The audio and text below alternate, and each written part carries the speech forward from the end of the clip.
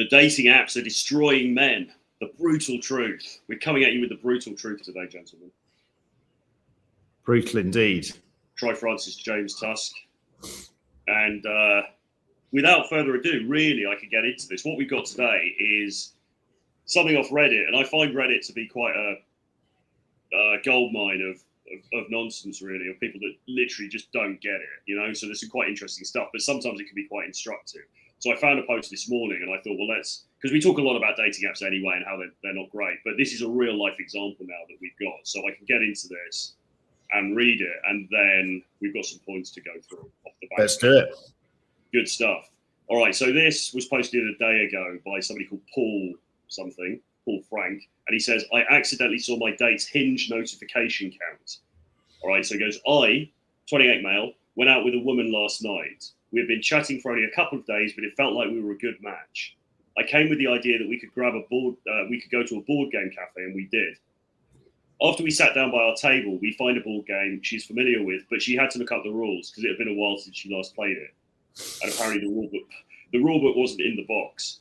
As she takes her phone out and unlocks it, I noticed at first that she was on the Hinge app, which I thought made sense as she'd been writing to me just before she arrived. But then she closes it, and I notice a big red mark on the app icon, which is the number of contacts that you've got, or the number of unopened messages. She sat down on the opposite side, but regardless, I could still recognize the numbers that were upside down. Was it 15? Was it 51? No, 150 plus conversations on the Hinge app that he saw. We sat there for 3 hours and enjoyed the game while talking and drinking, but obviously I could not stop thinking about what I saw. Let me be clear, it is not my business if she chats with others while she is chatting with me. But what was eating me up inside was just a comparison to my own experience, which is the worst thing I can do. I only get around one match a month or two. I've always been aware of the discussions regarding dating ratio between men and women, that women can, to a certain extent, get more matches on apps by default, and I know the majority of users on apps are male. But after seeing something I shouldn't have, I honestly don't know how to feel. After 3 hours, we stopped for the night, gave each other a hug, and both went our ways. I think we both had fun, but in the end, it didn't feel like there was a spark, which is fine. I've been on these apps for around 8 years now. I always enjoy meeting someone new, but it's making me reconsider if I should delete these apps for good, if something like this is really eating me up inside. So, what do you think about that? Pretty sad state of affairs, really. Well, there's a few points to go through, I think, but what's your kind of overall take on that to begin, and then we can dig into some specific... I think it was good because it's just a very clear real-life example of, like, a real-life guy, presumably, sounds genuine, real guy, and this is what he experienced. You know, she opens up the app, he's able to see the count of the number of conversations she's got, and it's like 150. And this guy's getting one or two a month, or one every couple of months. I mean, that's a terrible return on investment. He doesn't say where he lives or anything like that. I would guess America or Canada or the UK. Okay. Well, you know, and also... Do we know his age, roughly? Or no idea? Wait a minute, maybe. Yeah, he's 28. He's 28. And it says he's been on the apps for 8 years. So he hasn't learned his lesson, even after 8 years. Yes. Okay. Yeah. Definitely. Well, the most surprising thing is that he was blindsided by the fact that obviously women get a load more options than men. So this was he somehow, just recap. So her app was open. She opened her phone to look something up, and then obviously the phone was you could see the front of the phone. He sees the Hinge app, and then he's sitting opposite her, which is probably a mistake as well. But right, okay. He's sitting opposite her, so he sees the phone's still lit up, and he can see the Hinge app, and it says 150 messages, and those little red bubbles that you get that says how many unopened messages there are. So then open as well, just to rub salt into the root. Well, look, in some respects, the fact he's on the date with her in the first place, unless she's a serial Hinge dater, like, you know, one or two a day, he's done well. He's actually beaten the competition in some ways to get on the date. Yeah, so he should feel slightly upbeat. But I mean, it's just genuine, basic understanding of how this works, right? Women are the sexual selectors. Men are the gatekeepers to relationships, or that's how it should work. Yeah. If you got your shit together, obviously a lot of men are needy, so they blow that part. by being too available after they've hooked up with the girl anyway. But there's some other issues there as well. I mean, let's talk about specific issues I just noticed from when you read that, and then we can talk about the general problem with dating. We've got some points to go through as well, but if you want to just sort of anything. Just the things, because I've never heard that story. So things that stood out to me is 3.5 hours for a first date is way too long, right? Yeah. You've got to be going for it. Women hold the card. People don't like this because it's, they think, oh, it's crude. And the reality is, until you slept with a girl, you don't really have any relevance to her, especially not sexual relevance. Yeah.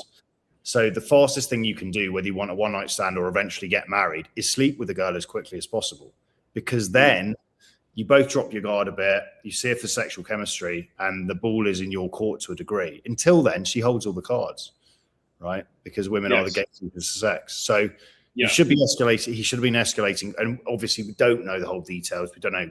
You could even be a troll post, whatever. Let's just assume it's real. But he should be going for it. He should be going for it way faster than 3.5 hours, regardless of whether it was a cold approach date or a date from a leader got from Night Game or a dating app date. Historically in London, I would have one drink, escalate quite fast, verbally, vibe-wise, and physically. Yeah. Maybe move on to another venue, but often the date spot was very close to my house in London Bridge, my apartment. I would try and take the girl home, very fast. Definitely way faster than 3.5 hours. I mean, we're talking an hour max. I'd be in that bar. Yeah. Well, there's a couple of things he's dropped the ball on, because 3.5 hours, too long. And secondly, he's taken her to a board game night, like to a ball, like a pub. Well, I missed that part, but it's a terrible venue, because it's just They've got. With my ex, there was a pub near to her, and they used to have ball games, and you could put them out on the table and stuff like that. But you wouldn't want to do that as a first date. And this is the thing. I think guys overthink the first date because they think, oh, what will be fun? Oh, let's play a ball game. But you're sitting opposite her. You're playing this game. You're not really able to escalate in that situation. And there's zero sexual chemistry in doing that, right? You've got to keep it simple. Just go for a couple of drinks. You don't need to involve ball games. No. Torero back in the day had this idea of doing the adventure date, didn't he? For the second date. But even that was actually, it's almost avoidance. I think it actually complicated things, because a few birds almost got bored during the adventure date stays when I ran out of modern. I was just like, fuck, I should have taken her for a drink and tried to fuck her. I mean, he pulled away from that, didn't he? Because he was doing the adventure dates in the early days, I think, where he would get you could get those boats in London over to Greenwich and stuff like that. So he was doing. I mean, it's not much of an adventure, but it's or bubble tea. That was the other thing, bubble tea, and it was just like fuck up the amount of sort of awkward day game guys you saw in Bubbleology and Piccadilly Circus getting bubble tea. Yeah, but I think keeping it keeping it simple until you guys have slept together, I think is the right way to go. Even then, I mean, there's a few girls I've seen for periods of time, because I'll come backwards and forwards between Brazil, and it's very rare we do anything other than just meet up, go for a drink, or she'll come round and we'll just, have sex and just chill out and watch a movie. And for me, that's fine. You know, it's like, if the girl's actually into you, don't need to do 101 things. No. Actually, kind of avoidance, isn't it? Yeah, definitely. I mean, the only reason to start doing things, more sort of complicated stuff, going hiking and things, is when she's your girlfriend, and you're thinking, oh, that'd be cool to do at the weekend. Even then, you almost kind of want to treat it Laura Spiritosi, where you actually do minimal stuff. And actually, she might squawk. So this one girl I've been seeing a bit of was like, oh, we never do anything apart from have sex. And there's always a little bit of truth wrapped up in her comments. So I met her yesterday, at an Italian restaurant. She got taxi down, and I got her to there. Had some food there, a bit of banter, walked around a bit, then went back to mine. And so you change it slightly, but you almost want to do the minimal possible. Now, I know guys will be like, yeah, but that's not fun. It's like, well, go and adventure around with some lads. That's what the adrenaline stuff's for, with a group of mates going to a skydive. It's not really, you don't really need to necessarily do that with a very feminine woman. You're mixing categories there. Because a lot of guys are like, oh, what can we do on the date? Oh, why don't we go climbing, or why don't we do salsa dancing or something? And it's like, it's boring as fuck as well. Watching a woman try and do anything physical It's just often farcical. I mean, this bird, very feminine. I've got a tennis ball in my house. I threw that towards her, and she was like this, and it flips over there. It's just like fucking hell, right? Yeah. It's just like you don't need to do that. Have guys to do the adventurous shit. I think also as well, it kind of indicates that lower value, doesn't it? Because the guy is thinking subconsciously, shit, I've got to make this interesting. So what show can I put on? What can I do that's going to pull her in? So he's thinking about external stuff to himself, like, oh, let's go to the zoo, or let's go skateboarding or something. Really, you should have the confidence in yourself that you are the party, you are the show. And yes, and that's what she's going to buy into. 100%. They buy into your vibe. It's have you got a calm nervous system, and are you self-amused? Because if you are, you can be sat with a girl anywhere, and she's going to feel good. Yeah. She's going to leave you feeling good. And the point we always try and make is a lot of guys will do adventurous stuff because they just want to avoid having to sit there and basically carry the situation verbally. Yeah. Like, wake up and smell the fucking roses. If you're uncomfortable with your ability to tell a story, hold court in front of a woman, actually captivate her with your words, art of seduction style, unfortunately, or fortunately, if you actually just realize the only way is through, that is what you've got to work on, right? That ability to just persuade, right? And mesmerize, not like a fucking cheesy magician, but just actually have a bit of gravitas to what you're saying. That's Riz. That's in-person Riz, right? So the only way to really learn to do that is sit in a fucking cocktail bar repeatedly with different women and practice stuff until you're good at it. Yeah. And that's the thing that's actually going to win her over, because the rock climbing or the ball games night or whatever is not really in itself going to win her over. I mean, she might quite enjoy it, but you're not creating sexual chemistry, and that's what you actually need to be doing. So you're just postponing that. Like you said, probably because a lot of guys are just nervous to do that. Yeah, I think the frame, you don't want to see it as a combative frame. You want to see it as your co-conspirators on a kind of adventure. And you're the one leading the way. You're the kind of pipe piper at the front. She's a willing participant, and you're on the same side against the world. Look at these people in the bar. What's the story with them? It's you against them in a playful way. She's on your side. And actually, if she's come on the date, she is on your side. She does want to be seduced. But you've got to be comfortable in your own ability to lead, stay calm, and be self-amused. And again, that's a trained social emotional home. Yeah, for sure. So we got some points on this to go through about dating apps and what the story reveals. So number one, you're not dating individuals, you're competing in a marketplace. Apps turn romance into open market competition. When someone sits across from you, they're not evaluating you in isolation. They're evaluating you relative to dozens or hundreds of parallel options. The interaction is contextual, not contained. So I mean, this is we talk about this the whole time, don't we? But it's just very blatant. And I think the reason that guy was so shocked is that he probably doesn't think about this stuff that much. So when she opens her phone and he's like, oh shit, she's got 150 matches on Hinge. For him, that's mind blowing. But we know all this already, so it's not a big surprise to us. But I mean, it's like this is the reality of it. And that's why I wanted to read the story, because if guys think that we're just sort of making this up, I mean, no, this is how it is. They've got so many options, and you turn up and you're, oh, we're going to play board games. And you think that's going to cut it, and and you can see the overload, it's 150. That's even if it's 51 unopened rather than 151 options, it's unopened. So she's got so many options, she can't be asked to fucking open them. Or maybe she hasn't that evening, whatever. But the point is, where's your USP, right? Yes. You're outsourcing your ability to hook up with the opposite sex to a fucking algorithm. Yeah. Or a business that cares about the bottom line profit, not whether you get your dick wet or whether you find your soulmate. Yeah. So the real point here is, I mean, obviously,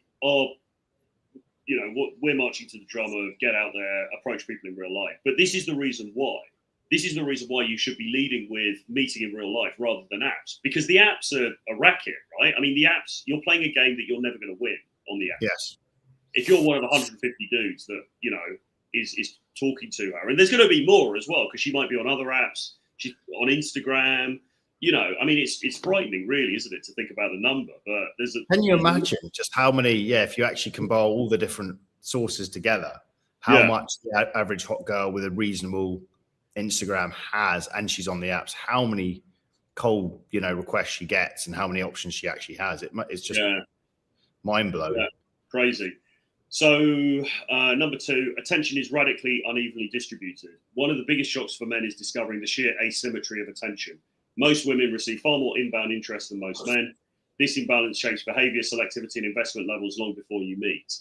So, yeah, it's an obvious point, but yeah, she's not coming onto the date thinking, oh, I'm super excited about this guy. Oh, is he going to be the man of my dreams?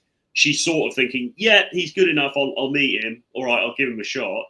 But she's not hugely invested in the outcome, because why would she be? She's got 150 other dudes sitting in her inbox that she could equally go on a date with. So you're right. It's good for him in a sense that he actually got her on the date in the first place. That shows he's doing something right.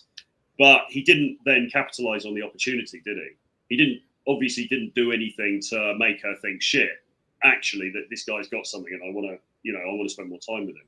As guys that have obviously been involved in this industry for a long time, there's so many errors with what he's doing there, just technically. The board game night, the 3.5 hour date, the awkward hug at the end, the being blindsided by the fact she has options. And he's supposedly been on apps for 8 years. I mean, this guy it seems utterly clueless to just how everything works, which I find staggering, that after 8 years, you can have some semblance of just a bit more nous with this setup, Yeah, and that probably comes across in the way that he's presenting himself. And I always feel like lack of awareness, lack of self-awareness. Just sort of naivety or not understanding the game. And I think women can pick up on that, because women know the game. I mean, the scary truth of it is, however badass we think we are, we go on a date with these girls. They've probably been on dates with criminals and drug dealers. I mean, I was out with this girl last year, and she said, I sort of said something cheesy like, oh, do you like bad boys or something, just in conversation. She goes, yeah, well, I was, last year I was seeing an arms dealer.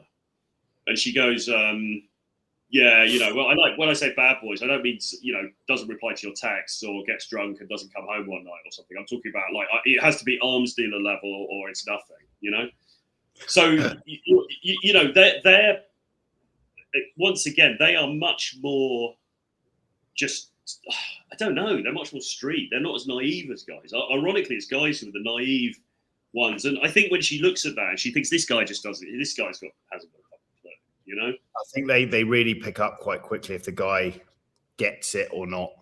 Yeah. And unfortunately, you just have to put yourself through the ringer with dating to start to see what the market is actually like, as opposed to, again, like we've had clients deciding what they morally want it to be.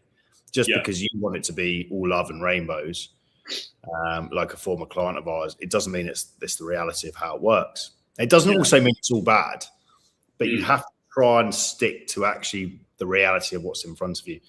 Yeah. Women do tend to have a vast array of experiences with men, way more than men have with women. And unfortunately, often a lot more sexual variety as well. So, and again, it's an uncomfortable truth, because all men seem to want to be like, oh no, she's just different with me. It's like, well, if you put any of these girls outside Harry Styles' dressing room, is she actually then a prude as she's being with you on the date? Or is she suddenly like, Harry, take me, Yeah. So it is what it is. The more you can accept the market for what it actually is and realize it's like, it's not vicious, it's not geared against you, but you've got to take morals away from it and just see the reality of what it is. Yes, girls do fucked up shit. Yes, women cheat. Yes, women have threesomes. Yes, women can act totally different around you than they can another guy. It could even be a case where the woman is incredibly open around you, and because you understand what you're doing, but then very close for the next man, and then even more open because a celebrity comes along. They play the room they're in a lot of the time. Circumstances determine different things. Women like to experiment. It's the uncomfortable truth that we're all sexual animals ultimately, and so kind of anything goes to a degree. So the best thing you can do is see the market for what it is, but also then look for traits in women that you think, okay, especially long term, if we're talking about, okay, this girl's not going to fuck me over because she has got a low body count. There are certain predictors of behavior. So when we say, okay, maybe date a girl longer term who hasn't slept with 100 guys, there is some wisdom to that, Yeah, for sure.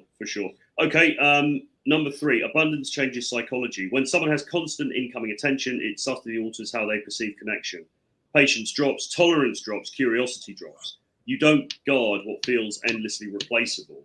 So from her point of view, she's going to be less tolerant. She's going to be less patient for mistakes. He does something a bit lame on the day. It's just going to be an instant strike.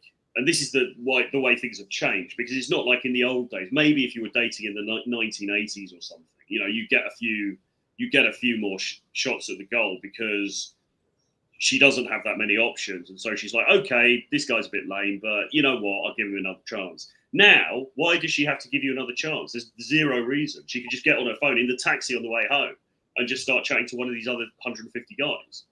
So yeah, there's less room, there's less margin for error. I mean, at the end of that post, he says about the girl, there didn't seem to be much of a spark there. And he does he implies it's on his side as well. And maybe that's true. Maybe it isn't. I don't know. Why did he stay for 3.5 hours then? Yeah, and if he's only getting one or two, one match every month or two. It's so much pressure, isn't it? Again, just to go back to the things he's doing wrong as learning points. First date, especially because it's on an app, you haven't done that in-person vibe check. Don't go and play a game where you're kind of distracted and shit. Just actually sit with her and be like, right, did we pass the vibe check together? I mean, look, what I used to do when I was going through my final phase of actually using dating apps to a degree is I would pile up 4 or 5 of them, in a couple of days, but I would only meet the girl for 10 minutes. I'd be dressed in a suit. I'd be between, meetings, but it'd be on calls, but I was just dressed well in Warsaw in suits. And I'd meet the girl for a quick 10-minute coffee between me going to another meeting to see if she passed the vibe check. And I'd save so much time doing that because 4 out of the 5 were duds. And I just, there's no ill feeling exchange. Just like quick coffee with Svetlana. Okay, nice to meet you. We'll be in touch. Right, never messaged her. But 1 out of the 5, I'm going to see her again. So we spend a bit longer. I can say, my meeting's delayed, and then it's a half an hour meet, right? And suddenly I'm like, oh yeah, actually I am free tonight. Let's do something. So you can be very, I'd say protect your time ruthlessly with apps. Like pile up the dates and just do 10-minute meets. Women will slot into that, and then you can see, does she pass the vibe check? Because a lot of girls won't. Yeah, definitely. Okay, number 4, you're being compared even if you're present. You could be mid-date, performing well, building rapport, and still be 1 notification away from displacement. We should call one of the videos that you're 1 notification away from being replaced. Apps collapse the boundary between now and next. And this is the problem. And I mean, you get stories about this, don't you, where, the girl goes to the bathroom and she's on a dating app when she's in the bathroom. And guys do this as well. But you know what I mean? Like, it's this very transient marketplace, isn't it? Where, and this is what I actually described. That story, those stories I got about Bumble. So there was one girl, and she was not great anyway, to be honest, so I wasn't bothered. But I went on the date with her, and, she kind of got bored during the day. Like, I wasn't putting anything into it because I wasn't feeling it. She wasn't feeling it either. And she kind of gets bored, and then a couple of minutes later, I noticed her like chatting to some dude over here, and I'm like, all right, I'm out. So I just walked out. But like that sort of setup there's always a replacement around the corner particularly for women. And I think the reason the guy hung in there for 3.5 hours is he doesn't have that luxury. He can't just, in his mind, because he's got no options. He's like, I've got to stick in here because it's going to be another month or 2 months before I even get another date. I mean, that's another problem as well, isn't it? If you're only getting 1 date a month or 1 date every 2 months, there's such huge pressure on that date to work. But also, I mean, look, the reality is that not every date is going to come through. Ideally, you want to be going on 2 or 3 dates a week. And then of those, maybe a couple of them will come through, but not every date is going to come through. So, it's just a terrible return on investment that he's getting. You've got to, unfortunately, kind of act like you've got options as well, because as soon as even if you don't, you have to be willing to act like you've got a few other options, because that neediness, that need for it to work is exactly the thing that's going to put the girl off. And it's a very subtle energy. Yeah. But we've all been there. And when you need to get laid, often you just overperform, you're slightly too eager, and the girl just feels like, nah, there's something slightly off here. He doesn't pass the vibe check. Remember, women are very attuned to vibe, your vibe, the state you're in. Her nervous system picks up on your nervous system, right? So if you're slightly too eager, it's like, hold on a second, why is he so into this, So you have to fake. It's really hard. Really, it's hard to fake as well. The only thing you can really do is like what we talk about. Go out every day and talk to people, because then if you're being social with other people, if you flirt with girls every day a little bit, you're in a non-needy state, right? Because you think in the back of your head, maybe I do have some options actually. And you actually have a couple of numbers on your phone, you're texting. So Tommaso used to talk about this in Rational Mail. The point of spinning plates is so you don't fucking get needy with the one girl you're actually into. And there's a very solid logic to that. You don't have to be fucking them, but just have some other female options available and cultivating some more, because it will keep you non-needy, and neediness is the killer. I'd recommend everyone listen to that Mark Manson chapter or listen to the book. It's good, Models, when he was a dating coach. But that first chapter is super important because he says every behavior is filtered through the non-needy guy, basically the guy who's like, take it or leave it. And that's incredibly attractive, and the needy guy, and every single behavior is filtered through that. Because this guy's neediness was probably shining through as well. Of course. Like, how could it not be? Because this is his first date in 2 months. So first date in 2 months, and he's obviously reacted. Again, this is a hypothetical, we don't know, but it'd be very hard for him to hide the reaction if he's horrified by it and he's writing a Reddit post afterwards about it. Yeah. He's not going to have that reaction very well at the time, is he? When he's seen her phone. Exactly, yeah. So the next point sort of goes into that a little bit. So 5, apps quantify desirability, match counts, likes, unread messages. These metrics turn attraction into numbers. Over time, men internalize their perceived ranking within the system. Confidence rises or falls accordingly. So yeah, when he saw that, and it sounds like it was relatively early in the date, and he's thinking, well, I get 1 or 2 matches every month. That's going to massively torpedo his state, isn't it? So it was I would really question what his profile even looks like. He should really be getting, even if he's kind of big game hunting and they're not top tier women, he should be getting more than 1 or 2 matches a month.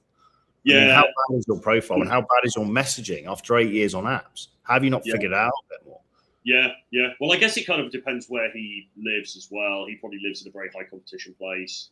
Somewhere in the US. It's actually, plot twist, it's Steve Jabber in Yeovil Town. in the Philippines. Yeah, in the Philippines. What else is there? Okay, right. Point number 6, scarcity breeds self-doubt. When effort yields little app traction, men start questioning their looks, personality, and worth, even if they perform well offline. Apps can create a distorted mirror. Yeah, because this is why we keep banging the drum, or sort of banging home the point that the apps are shit for everybody. The apps are crap for most guys, even decent-looking guys who understand this stuff and got it together. The apps are still crap. That's why we don't use them. So, but if you're only existing in the app ecosphere and you're just like, well, my attractiveness is just down to, well, I've got 2 matches and she's got 150. Naturally, you're going to feel like crap, aren't you? Naturally, you're going to internalize that. If this guy just went out and approached, did 10 approaches or did 100 approaches, he'd probably get some blowouts, and then he'd probably get some quite good reactions, and then his confidence would start to rise because he's like, well, actually, I've got some autonomy in this. And also, not all of these women are acting repulsed by me. Even the ones who are saying, oh, actually, I've got a boyfriend, but I could tell, she kind of smiled. I could tell she kind of liked me, just wasn't the right timing or whatever, And that actually, ironically, starts to bolster your confidence. Real life interactions with people, I think. So valuable. There's something so slightly degrading about meeting and dating someone, and we've all been there, but actually trying to find someone you really vibe with on an app, isn't there? Yeah. On a traditional dating app like Tinder, there's just something a bit anti-masculine about it. So I couldn't go out and speak to people. I relied on just swiping through. And as you said on a previous stream, it wasn't that long ago where people on internet dating were considered absolute fucking losers. Yeah. So has that really shifted that far? Now, that's not to denigrate Instagram. Every hot girl's on Instagram. That can be a legit way to meet girls. And I think grey area apps have their place, ironically. But I think mainstream dating apps, it's just... I mean, we've had one commentator say, yeah, I killed it on the dating apps, but that's one person commenting on the streams out of hundreds, right? I don't buy it. Troy has vanished into the ether. He's left me riding solo. Let's see what he's up to. Well, let's not. Let's see if he returns. Whilst we're waiting for Mr. Francois to return, let me go through some of the comments.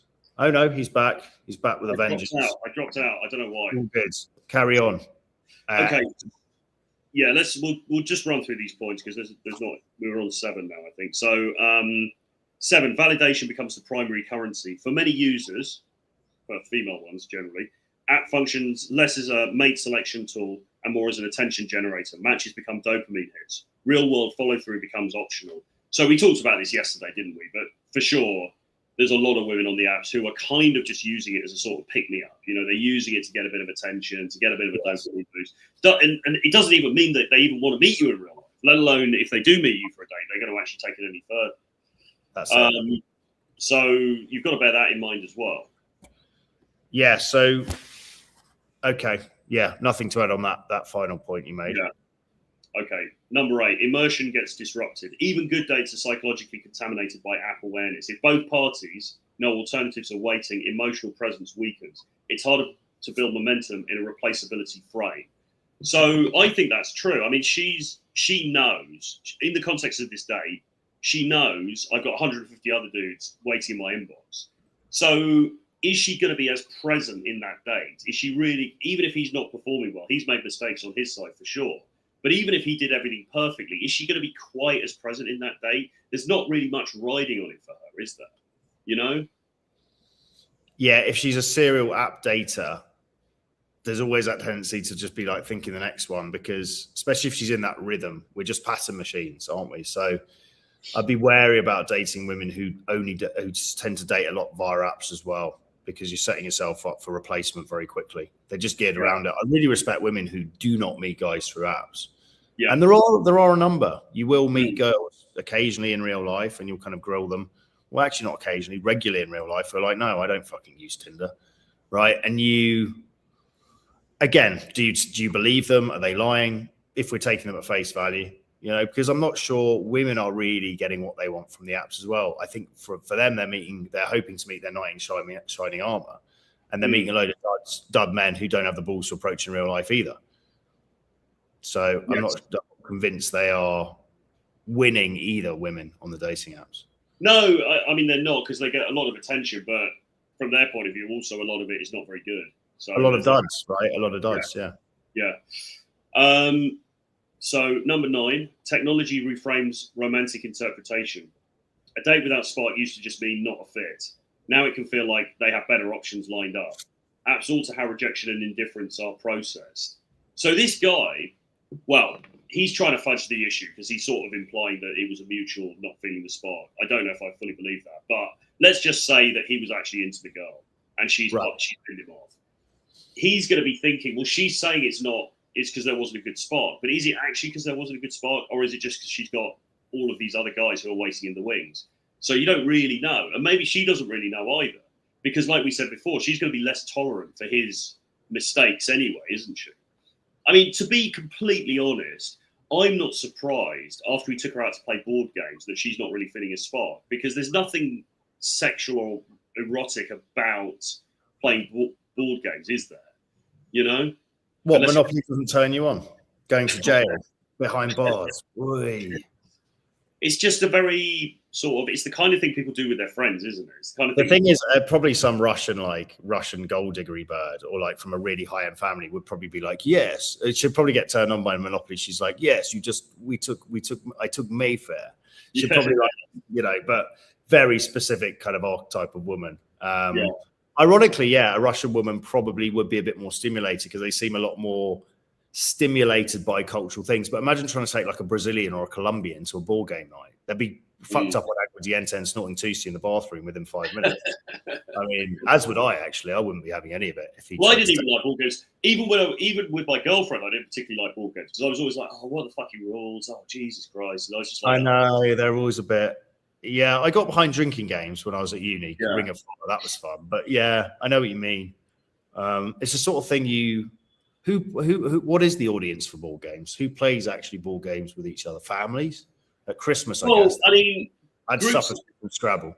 Yeah, I mean, groups of friends do it as well sometimes. I mean, I've known people that will have a games night and they'll get people over. And I mean, I don't like those either, just to be clear. But yeah, you know, sort of group of friends, everyone gets together, plays a game, whatever. But we're all just now hooked on our phones, aren't we? The days of actually doing anything is out the window. We all just sit in splendid isolation on our phones, swiping through Instagram. I mean, and the doom scrolling on like reels and cat videos. Have you seen this? Human race. have you seen this recent thing? This shows that a lot of girls must be using ChatGPT, because I've seen quite a few people generating pictures of themselves, and it's basically the prompt to ChatGPT is create a cartoon of me based on everything you know about me. Right. Okay. That girl that we mutually know did it. Yeah. And it was a picture of her sort of, I don't know, traveling or something, in some glamorous way. Spread eagle, we're traveling. Yeah, she left out all the dick she sucks when she gets her free in the hotels. But I've seen other girls on Instagram do it as well. So a lot of girls are obviously using AI also, which is. I do fear that. Yeah, sometimes when girls are playing the game with you, how much they know to maybe formulate a reply to a text or call you out on your text via AI. I think it's going to become increasingly common, actually. And then essentially you have an AI-based conversation to see who's a bit of a frame battle between chatbots, which is just mental. It is mental. And it's also another reason, because when we're saying, look, dating's getting harder and because of the apps, because of Instagram, but we can now really add AI into that mix as well, can't we? Because the problem with AI, though, is the girls that I've met normally can still use AI to craft conversations. So where does it end with these kind of, especially text message game? Where does it end with this kind of stuff? Well, who knows? We're going to a very, it's a kind of scary future, isn't it, really? And by the way, AI psychosis is, I read this article about AI psychosis the other day. This guy ended up walking around the desert like penniless because he was having these really in-depth conversations with AI about how to find himself and everything. And apparently the AI suggested it was a good idea. I mean, I don't quite know how you get to that step, but people who just get so obsessed with AI. Well, let's ask him. His name's Joe Occupinti, so I'll send him a message after this. Yeah. So I don't think I'm quite there yet. I mean, to be fair, my ChatGPT however I've trained it tends to be quite cautious. Like it won't tell me to do super crazy things. No, it calls me out on stuff. If it won't even tell me anabolic cycles, it won't give me stats. It's quite it's because I've got it in real hard mode, basically just don't pander to me, call me out, snake mode, all of this stuff. So this guy's but using what I, not that I'm an expert in AI at all, but I think I have a lot of ideas a lot of the time, and what I use AI to do is explore these ideas, the positive and the negative, without any kind of needing it to work either way. And I think for that, it's very useful because you can tell, if you've got real world experience in the dating world like we do, we know when it's getting it wrong and we know when it's on point. And honestly, most of the time it's on point because of the inputs we feed it and because we have some ability to just compute it with our own real world experience. So it is used properly. AI is remarkable for clarifying thoughts and stuff and getting a thread with yourself going and stimulating the ability just to kind of analyze and engage and dissect your own ideas. But if you use it to plan your life and blindly just take its advice, if the inputs are wrong, you're in deep water. Yeah, no, I think that's absolutely correct. And I think as well, this is another example of where we're perhaps lucky because we're a bit older, particularly me. So coming from pre-internet and obviously definitely pre-AI, because everyone's pre-AI really, then you've got a certain amount of real world experience. So you can when it's getting it wrong, when it's going off track. But think about the younger people though. Think about people who are going to be born into a world where AI is just standard. I mean, it's just going to go crazy then, isn't it? I mean, I think, it's also it's not entirely accurate. I remember when I was out filming a video with Les using ChatGPT to produce pickup lines before the open. So we'd see the girl, would feed it into, depending on the situation we're in, where it's on camera, would feed in the situation. She's standing by the hotel smoking a cigarette. What's my open? And it would give me some good lines, but then it would also prevent me approaching her a lot of the time. It'd be like, no, you can't approach her. She's with her mother. One girl was in conversation with another girl on a park bench, fed through the exact situation. It's like, you shouldn't interrupt their conversation. It's rude. And it's like, I know from real world experience, the avatar I'm playing, the way I'm dressed in a suit, I can break these rules on ChatGPT.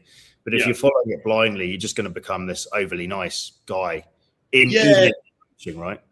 Yeah, because ChatGPT and I think the other models are still, I don't want to say woke, but they're quite, they do come down more on that side, don't they? I think. Of course. I mean, probably ours are a bit tainted now because we've fed so much nonsense into them. But it's we've wrecked the AI system that we're referring to. It's funny actually because I got asked to talk at a meeting yesterday, right? And I was saying, cocaine and you just end up on these like 12-hour ChatGPT sessions. And this guy afterwards said, well, it's good to know that your cocaine-filled ramblings have been fed into ChatGPT's data set.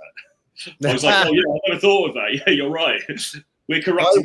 It'd be great to do a little survey behind closed doors of how many Chang users who tend to be a little bit more introverts anyway, end up just shutting the blinds and talking to the boss, talking to ChatGPT and having, because there's no real.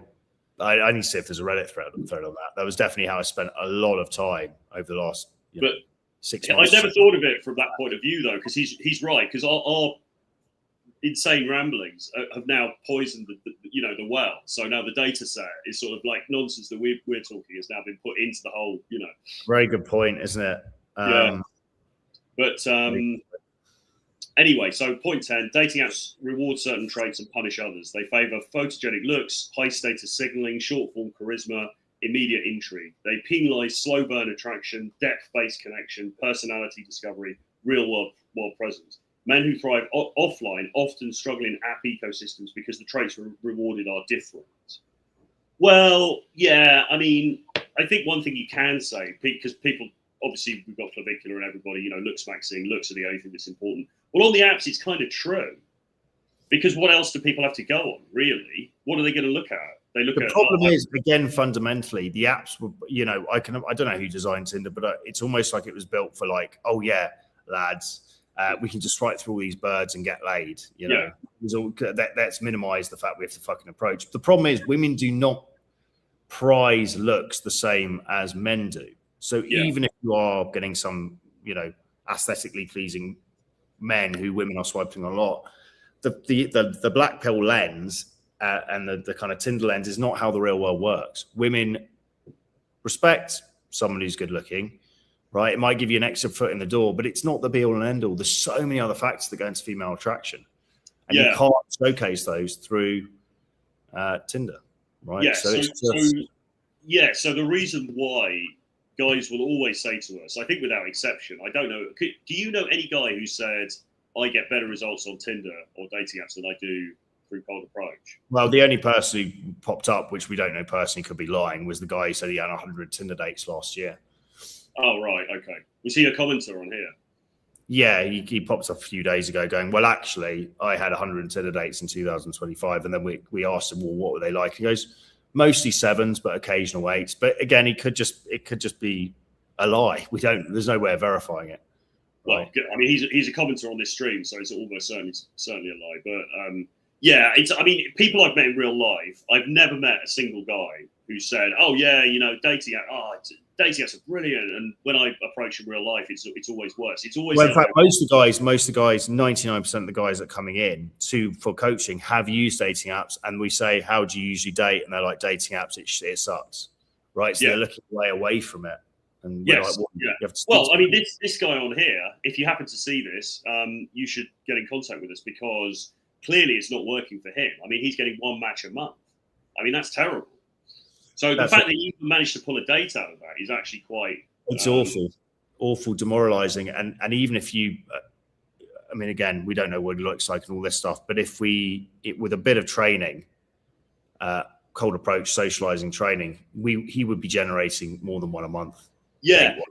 And of course, the thing is, as you say, you can showcase so much more about yourself when you speak to somebody in real life. So suddenly you're not just being judged on your looks. You're also she's taking into account the vibe that you create, your presence, right? That's very intangible, but that can't really come through on 2D pictures. It's very hard to anyway. Whereas in real life, you're showcasing so much more about you, tone of voice, eye contact, proximity to her, touch, all of these different things. You just and it's trainable. You become, the more reps you do, the better you become, the more able you are to present yourself as the product to be bought in the game market.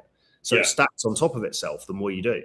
Yes. Yeah, absolutely. So there's just a final thing, and then we can have a look at some of the comments. But it's not saying dating is hopeless. It's dating apps are one environment, but not the entire landscape. So men who feel flattened or invisible on apps can perform far better in social venues, travel settings, Cold Approach, hobby networks, lifestyle-driven circles, because these are environments that reward energy, leadership, and spontaneity. The apps compress everything into a 2-dimensional thumbnail. Do you think we're going to reach a point where the apps actually kind of realize, right, this isn't working, and they allow like a actual 3D video because that would be the smart money. Because then you're that might be the next step, actually. Surely that's the thing, where it's like a game show where you see the actual person in real life interacting, and then you're picking from a position of actually, okay, it's not just a fucking photo, because it's so limited. So that would actually probably intrigue people a bit more, because it's closer to real life, and you're seeing a vibe of the person, which is important. Yeah. The energy is so important, isn't it? The internals. Yes. Yeah, exactly. But they're missing a trick with that shit, because they should be doing it if they're not already. No, that should be the next step. I mean, well, look, if it's true, well, it seems to be true that the dating apps are shedding losers. Sorry, shedding users and losers. So they're going to respond in some way. They're not just going to go, oh, well, the party's over. They're obviously thinking of ways now. Okay, how can we get people back? How can we make this? Of course. So yeah, maybe video is the next step, right? I mean, they've got to do something. But the thing is, I'm sure they will do something, because as much as we're here preaching this every day, the reality is you're not going to suddenly get some mass sort of readoption of approaching in real life, because people are too far gone now, apart from the few people who watch this channel. And and also women are never going to start doing that unless you're in, of course, Scandinavia, where it actually does happen in the Norwegian clubs, in the Finnish clubs, and the Swedish clubs. Women do approach men, and it's quite interesting. I don't really like it, if I'm being honest. I've felt a bit. It's happened to me a few times when I've been over there, and I kind of, I like taking my shot, right? I like playing that masculine role. Yeah, and it's a bit weird when the girl approaches you. You kind of lose. You feel you lose a bit of initiative, actually. Yeah. That's an interesting point, because guys sort of wish that would happen, don't they? They're like, oh, wouldn't it be great if girls just... Well, the interesting thing is, it's so far gone in, say, Norway. Mr. B, who we haven't seen for a while, but he is an Australian guy living in Norway. He said basically the women pick up the men in the clubs up to the point of when you're back home, and then they expect you to take over in the bedroom. But very interesting, because I've been out with them before, and it's exactly how it is. It's like the girl says to me, should we go home now? And I'm like, can I finish my beer? And she's like, okay. So she kind of stands there, I'm allowed to finish my pint. I'm like, kind of like nervously, like, what's it going to do to me, And then she leaves me home, gets us in a taxi, and then we get to the front door. Then it switches once you're inside, but it's odd. It's odd. But isn't there something almost a little bit emasculating about that? Very. I mean, it's kind of like swap a small blonde Scandinavian for a big black dude, and suddenly you're in a prison cell, and that's exactly how the format goes in a Supermax, right? And it's like kind of like, am I allowed to hold the pocket? Yes, you can hold the pocket. It's just like, fucking hell, what have I got into? It's weird, and actually, I've been in that situation with them a few times, and we've kind of played ball and taken the Scandinavian girl home. And then before he kind of briefed me on that's how it works with Norwegian girls, I was in Budapest.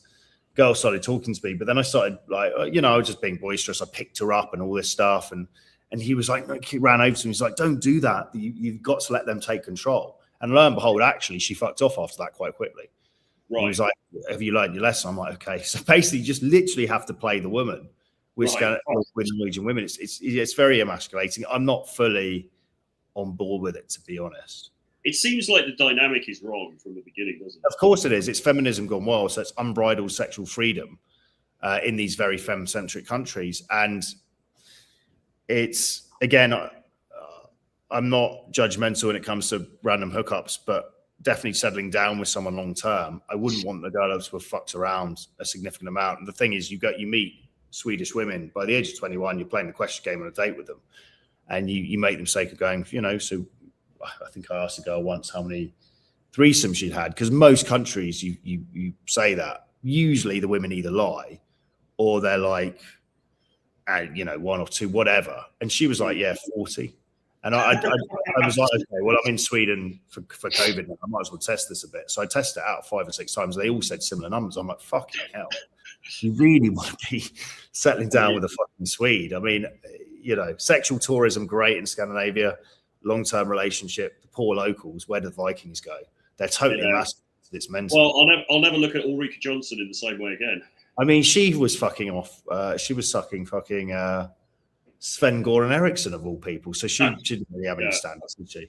Hunter was a bit of a catch, though. The guy, the ATA guy, she was stalking him for a bit. Yeah. Well, we digress anyway. So got a few comments here. So exceptional shirt, Troy. Where is it from? This one is actually Charles Tyrrett, which is, I don't know where you are, but it's a UK brand. But Suit Supply, I would say, is good. Suit Supply is very good. Yeah. How many do you want to do? Where else? Trying to think. No, I tend to buy tailored shirts, to be honest. Apart from that. Yeah, the Suit Supply ones, the fit is actually better on the Suit Supply ones for me personally. I would say. So Yeah, guys should wear shirts more. I think it's. I've noticed a tendency for guys who are in good shape, which you should be, but I know I'm guilty of this sometimes. Often wearing t-shirts to kind of show off the guns, but actually with women, often less is more. So if you're wearing a nice tailored suit, a nice shirt with a blazer, and then later, that comes off and you've got a good body underneath, it's almost the humble brag rather than having to show, I'm the jacked, dude. Yeah. You don't need to at the same time, if the shirts are quite fitted, they do show some of the body shape anyway. Yeah, exactly. A well-fitted shirt should show it. It should insinuate something good underneath without actually showing it. So there is a benefit to that. Yeah. So Passive Income Lifestyle says dating apps at best provide a bunch of incompatible sixes after hours of upfront time and investment. Yeah. 100% agree. Yeah. Quick question. Do you always go for the kiss on first dates? As sometimes the vibe is off, but still it works? You're in the wrong frame here. Like, you're trying to catch something from the girl. The girl should be a willing co-conspirator. She should be being led along. It's this adventure you're both having. That's the correct frame. It sounds like you're trying to steal a kiss from her and almost trick her into it. It's like that frame's fucked up. She's not a voluntary participant, right? Yeah. Yeah. All right, this one. A date with drinks with a stranger from an app is already a huge investment and enough. Yeah, which is why I'd 10-minute walking dates for coffee from apps, and then just see, do I vibe? Because you can also put on a bit of a performance. You can be between meetings. I was kind of between meetings in a suit coming out of a decent hotel, Puru in Warsaw, and the girls rocked up there, and I'm like, coffee place here, what do you want? And she's like, okay. And then we're kind of walking along slowly, and I'm like, yeah, I've got a few minutes, and tell me about you. And you're kind of in a playful way interviewing a bit, and women love that because they're like, high value guy, shit, do I get to enter his life? So she's kind of on trial in a good way. So the whole frame is correct. And you've only spent 10 minutes. And then if you like her, you've set it up to see her again later and then go for the pool properly. So short 10-minute Tinder dates would be my suggestion during the daytime. Yes. Okay. I Feel Half Naked says online and offline dating and offline approach has its pros and cons. Just don't deviate. All focus on one area only. A well-rounded man should be able to take care of the aspects. Well, that's true, but I would say if you were going to pile all your attention on one, you should pile it on the offline, because the online it's just not working. The offline has so many benefits because you become in person a charming guy who understands this stuff, and then you can, when you meet girls through other contexts, whether it's grey area dating, through Instagram, whatever, through a social event, you understand how to act in person. But so many people now, their social skills suck. They do everything online. The girl rolls up and they just don't know what they're doing, So you have to learn to be social and be playful with the world, which the mantra we always bang, regardless of how you're going to meet women, if you want to succeed in life, because everything is through other human beings, unfortunately. So this one says, what would you use as an opener in a country where a decent percentage of the women have bad English? Would you say, do you speak English? Or say it in her language, or how to handle? No, I wouldn't. And we sort of, I don't know if you've changed your opinion on this, but we sort of decided this in Russia because it's a very easy rejection point for them. Because in Russia, go up to girl, do you speak English? She's like, niet, and then just walks off. It's an incredible, you're giving her a very easy way to blow you off immediately before you even said anything. It's better You're to just asking for compliance in a question rather than offering value by saying, with your vibe. And also, some countries have they're embarrassed about practicing English. In Brazil, a lot of Brazilians do understand English, but they're really scared they think they sound stupid. Oh, Troy's dropped off. They think they sound stupid speaking English, so they're embarrassed to speak it. So you say, do you speak English? Você fala inglês? And they all go no, even if they speak great English and they understand it. So drop that from the opener. Oh, he tried to come back in. He snuck back in. Whee! He's made it through the back door.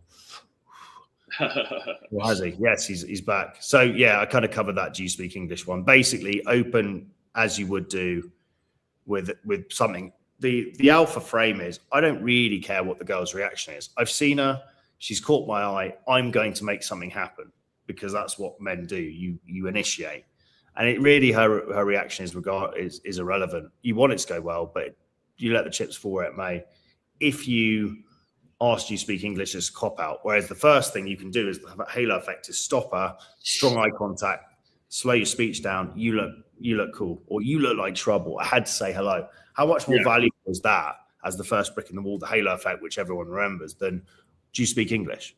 I mean, just because you might as well just start speaking, and then it's going to become pretty apparent quickly whether she does or not. Anyway. Yeah, because interestingly, if she's into you, even if she doesn't speak English, she doesn't say, I can't speak English. She listens and tries to compute it because she's like, in her mind, she's like, oh, attractive option, potentially.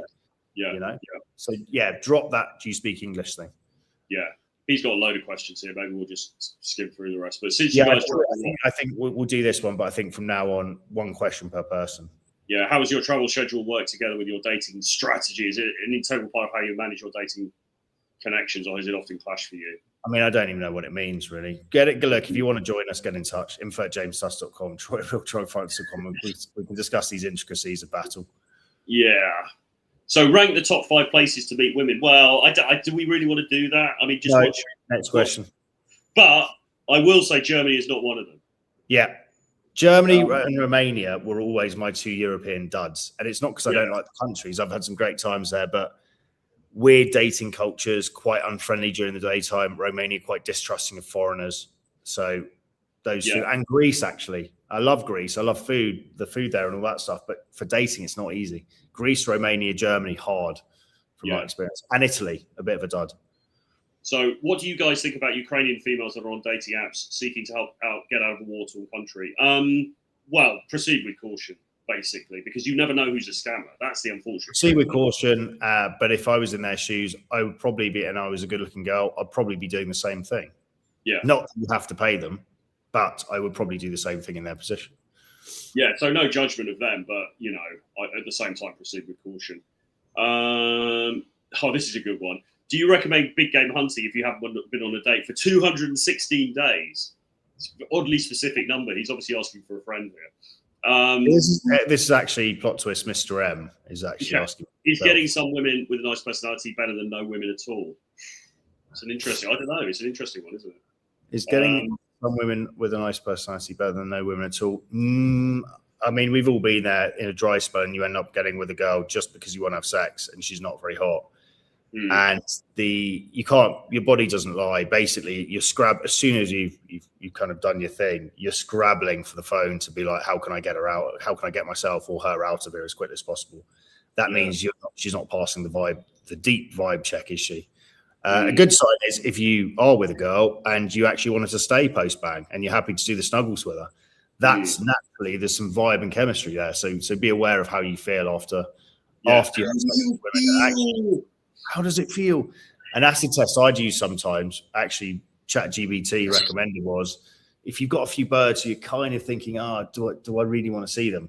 Have a Tommy tank and then think, do I want to see them? Because often if you're not really interested, you're going to be like, actually, fuck that. I've got no interest. Yeah. But if you are, you're still going to be like, oh, yeah, okay, could do that. Okay, yeah. So there is another one from here. This is an important one, so I will do it because he says, is the Approach Accelerator program still open? Yes. And if so, can you share any more about it that I wouldn't have seen from Troy's emails already? The amount of support, pricing, time requirement per week. Well, get in touch with your WhatsApp number. We'll discuss this offline. It's very reasonably priced for 10 weeks. It will get you to where you're going to, where you need to go to. So it will take you from not being able to do this stuff over 10 weeks to doing this stuff regularly, going on 2 dates a week and being able to approach any girl, any place, any time. And it's just the system we've used from myself, Troy, and Les's 25 years of knowledge in this industry combined, being like, right, if we were learning to cold approach now, what are the key things, the Occam's razor, the simplest things that are going to allow us to get there within 10 weeks from starting from beginner up to 2 to 3 dates a week, and only those things. So simple videos, it's gamified. You've got 24/7 accountability from myself, Troy, and Les, and you have a group call once a week as well for the other guys, of which there's 10 in total going through the program, so you can banter, vibe, exchange stories. It's cool. It's exactly what I would have wanted and Troy would have wanted and Les would have wanted if we were learning this for the first time. That's how we produced it. Yeah. So get in touch. Drop me an email in reply to one of mine and just put your WhatsApp details and we can jump on the phone. Key thing with all these emails, gents, is thank you. Appreciate the guys reaching out, but please include your WhatsApp number. because we're not going to talk to you backwards and forwards on email. We'll just message you on WhatsApp. So Jack Hunter, he comes in with sort of the Nick Fuentes argument here, really. So he says, you guys are good with psychology. Tell me why you're obsessed with hanging out with women. But he's also, this guy's a troll because he trolls. So I'm not you are gay.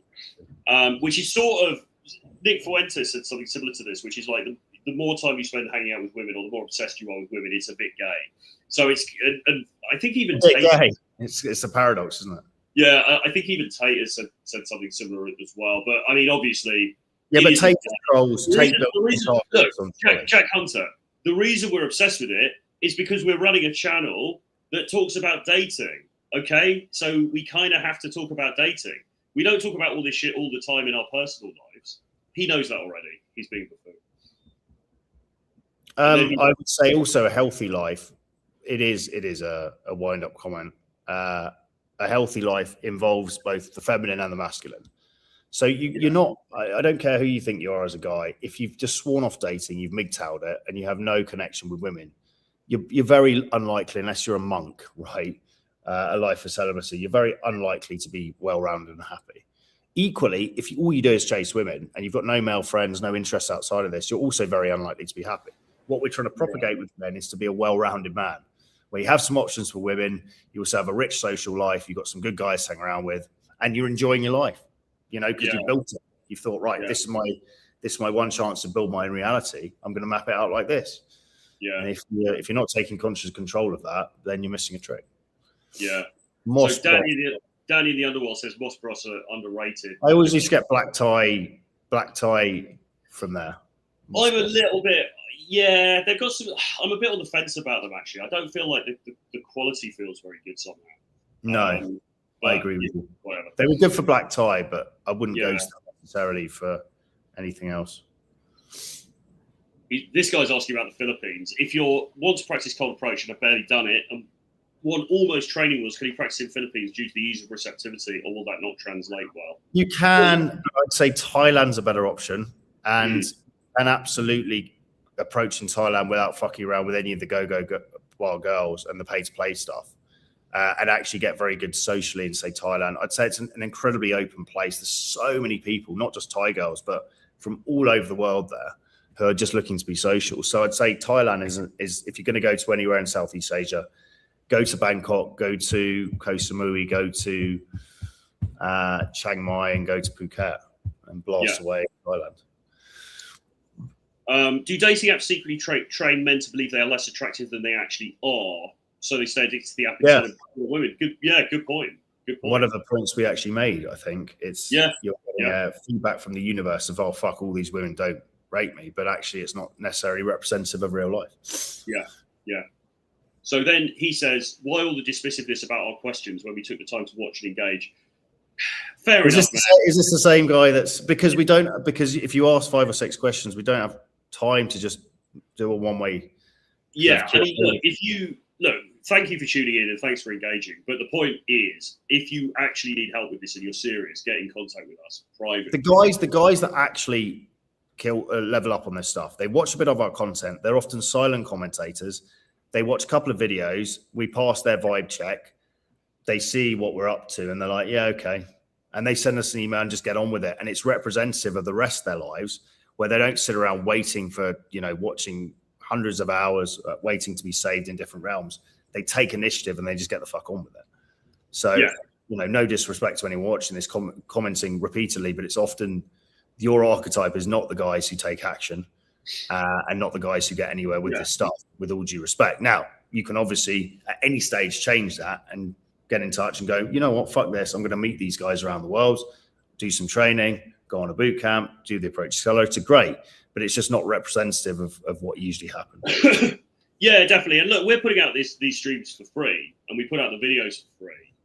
So, but there is a limit to what we can do. Yeah, it's a bit rich, isn't it? Guys with wagging their finger going, why didn't you answer my 7 questions? It's like, well, do we have to? Are you tuning in to get a value? Yes. Presumably, if you're still watching, you get some value from what we're talking about. We try and get as much value as possible, but we're also not slaves to the system. We're not getting paid to do this, right? Yeah. We're choosing to do it. Yeah. So finally, what was it a tag? what James said regarding testing if girls are a good match. Not a native speaker couldn't understand the phrase. Tommy Tank, a wank, Cockney rhyming slang. Not that I'm a Cockney, but we'll use certain words, right? You'll say, what else is there? Apples and pears is the famous. But what do we actually use? We say Tommy Tank, don't we? Tommy Tank or hand shandy is a wank. It means that he's masturbating, is what he means. Masturbating. What else do we say? Any other kind of rhyming? Harry Rags. Harry Rags. The fags. Fag, which means cigarettes. Because Yes. American people don't get that. It means so fag in England. It means cigarette. So yeah. Yeah, it's not a man who's got proclivities for homosexual behaviour. A fag is something to smoke. Did you see that they were all going mental because Bad Bunny had dressed up in drag on one of his old videos? Apparently, that's one of the reasons. Who was going mental? Like a lot of right-wing MAGA type people. It's slightly. It's an interesting thing, isn't it? It's kind of like you can see he's trying to make a statement there, and I can see from a kind of Anglosphere American point of view why people are a bit annoyed because he's just using the halftime show to just propagate a political agenda. And is that what it's for? Shouldn't it be for entertainment, inclusive entertainment? Yeah. I don't know. I watched the show and I was like, I quite like some of his music, but that selection of music he even played wasn't very engaging. It was more of a statement. I actually haven't watched it yet. I'll probably stick it on. I wouldn't bother, man. It's just not very watchable. Well, they all love him though, don't they? All over the world really, except for England because we never play. Because this is the thing, right? We can't really pass judgment because we just never play any music that is not English speaking. So Bad Bunny, who's a massive celebrity all over the world, is almost unknown in Britain, really. Apart from I would have thought by same with some of these other big names. I mean, the only one that is Spanish speaking that's really gone mega global was Shakira. She was big in the UK, but only because she recorded her songs in English as well. Yeah. Anita's another big one. She is like the equivalent of God in Brazil. And yet outside of Brazil, because she sings in Portuguese and sometimes Spanish, but in the Anglosphere, not really a thing. What was the point we're doing before that? The other, I mean, look, the UK has some great things, doesn't it? But I think something that I've noticed from traveling around a lot of Latin America, something we're really lacking is rhythm, right? I kind of wish as a kid I was forced to learn to dance because there is something about being a gringo, and I'm not saying this should be your only Lance thing, but for example, we know a few guys who are from the Anglosphere who can actually dance quite well, and it's a massive value add when you're in Latin America because it shows you're in touch with the culture. You've got rhythm. We play the kind of, the anti. We play our USP is actually not dancing in somewhere like Cali because everyone fucking dances, but just for your own preservation, there is something quite cool about having a bit of rhythm. And I think that's something the Anglosphere gets wrong. We're very stiff. We kind of stand there with our beers and it just is what it is, isn't it? So this chap says, got my tickets for Rio 15th to 18th. Looking forward to seeing you there. Well, why don't you drop us an email? No, JP is actually, he's actually helped us out as a trainer before in Playa del Carmen. I don't know if did you ever meet him? If I did, JP, I apologize. I possibly did. No, I don't think you did actually. He's cool. He's helped out with a few. Okay. Good stuff. That makes sense. You guys mentioned a stream or two ago that MLD was your former friend. What happened with you guys? We can't talk about it. We can't talk about it, man. I'm not really. Look, I'll occasionally joke. Okay, Steve Jabber aside, he's a clown, but I'll very rarely slag off content creation. No, when we joke about. Also, I don't dislike MLD. He's flawed like all of us are, but he's definitely got his good points. I mean, I sort of was friendly with him again, and then we kind of grew apart a little bit. But I would not be friendly with him now. And when I name people in streams, I'm actually doing it relatively affectionately. So people like Joe, Mr. M, who are no longer kind of big parts of our lives, but I don't have any hard feelings. I actually like them as people. Hence why I'm joking. If you get a joke from me, generally speaking, it's because I actually have some affection towards. Yeah, we're just bantering, really. Yeah. I mean, and again, this one. So, how big was the celebration when JAL got banned? Well, there's no celebration at all because he's got no relevance. He's just a non-entity. And again, separating the person from patterns, a pattern I didn't respect about people like him is he built a lot of his business on hatred and negativity of other people, which I think when you're trying to build a brand, it's just a weak cop-out. Yeah. Because where's the actual content? Where's the philosophy? What are you teaching people? Where's the help? Yeah. Oh, you just like slagging people. I mean, even to be fair to him, I did actually, I have to say, I never watched his content like regularly, but I did see a couple of things he did and they were okay. But that was when he got away from the sort of slagging everybody off. You know, it just became a cliche when he was doing a video every day slagging off some dating coach, you know.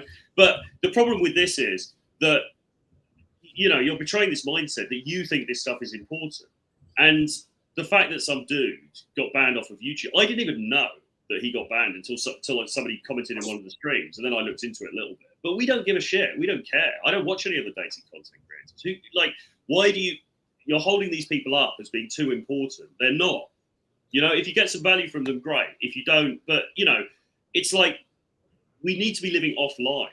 It's not, oh my God, JAL got banned. You also need to be making yourself your main character of your life, the hero in your journey. If your life was rich and full of adventure and all this stuff, would you really be giving a fuck what other content creators think of another content creator in a very niche space? No.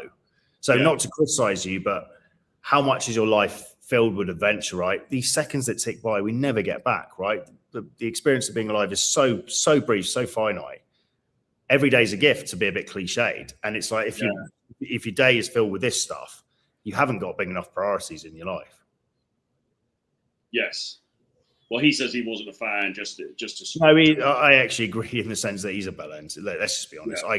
Troy will tread the line a bit more. I think John Anstey's a complete bell end. No, I do as well. But I do as well, and I think it's good that he's got taken down. But the point is, we weren't sitting around celebrating because it doesn't really. He was of no relevance in the first place, right? Yeah. So yeah. I got stuff going on just as though it's a very entertaining, like a comedy. Well, somebody else said, this is light entertainment for me. You're like the new Cannon and Ball. What about Morecambe and Wise? The new Ball and Chain. Yeah. Okay. Well, all right. Anyway, on that note.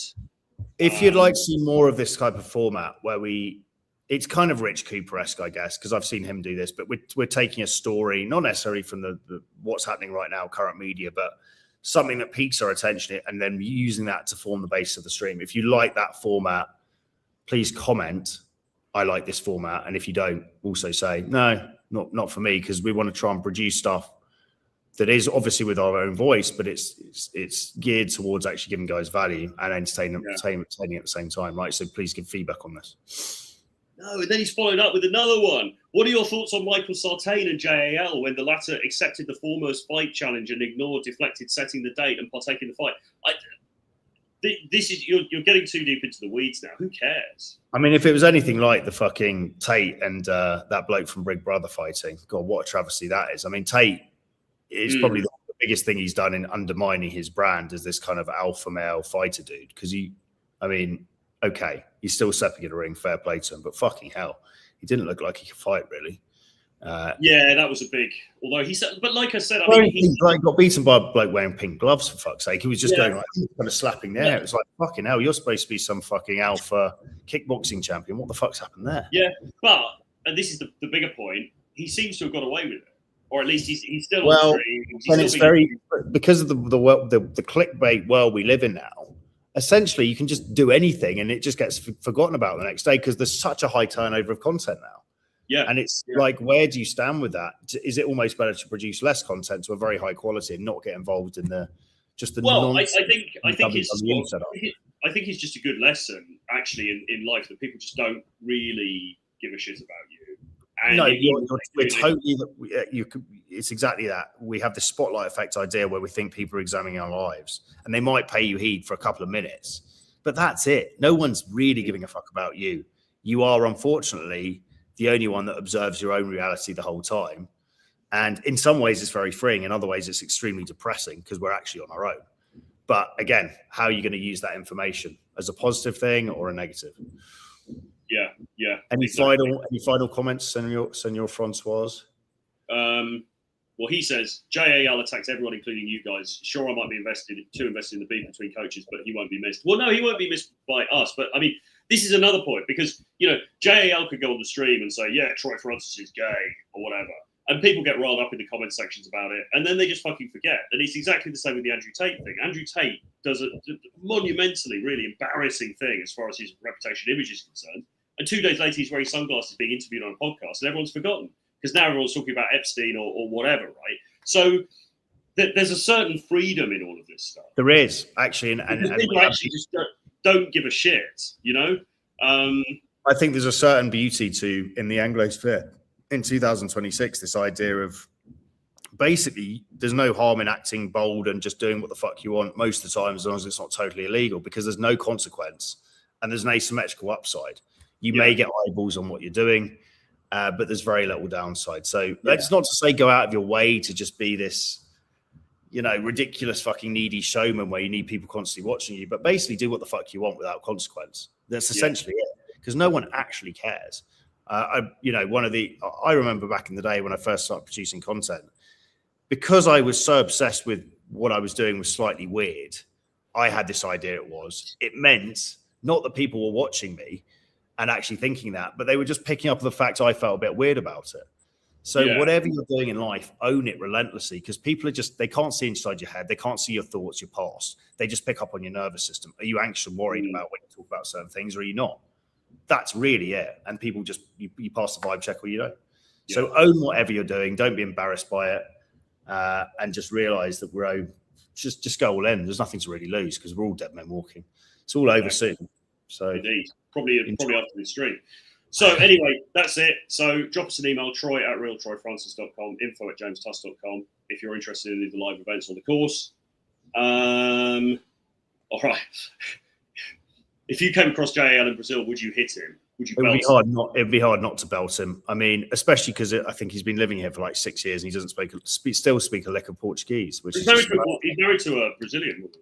I know, but whatever. I mean, that was his first mistake, getting married. Put that in your game, pipe and smoke it, JL. I mean, look, this dude isn't worth the airtime. Again, I don't know him personally, but just looking at traits I don't admire in other men. I don't admire traits where a guy constantly slags off and criticizes everyone else. It's just very toxic and negative. And it's like, is that really like an optimal alpha attitude to life? It's quite interesting if you see the video, because there's a video of him talking to Clavicular and some of Clavicula's mates in Miami. And it's quite interesting watching that video when he's away from his normal camera setup, because there's a lot of sort of like approval seeking going on. You know, there's a lot of sort of like, hey, I've got a huge audience, guys. Even though he hasn't anymore, there's a lot of sort of like, you kind of see a bit more of the real him in that scenario, and it doesn't come across particularly well. So yeah. Anyway. Unfortunately, as well for guys that obviously watch us and other people, we're working in this industry that is inherently quite weird, and it attracts weird characters. Both not for viewers necessarily, guys want to level up, but often content creators come from quite a damaged place. Yeah. And, you know, you will pick up on the vibe of the guy's content through what he produces, right? And you can either buy into that vibe or be like, you know what, actually, is this really leading them in the right direction? That's ultimately up to the viewer, right? Indeed. Anyway, we will see you again very soon in the next one.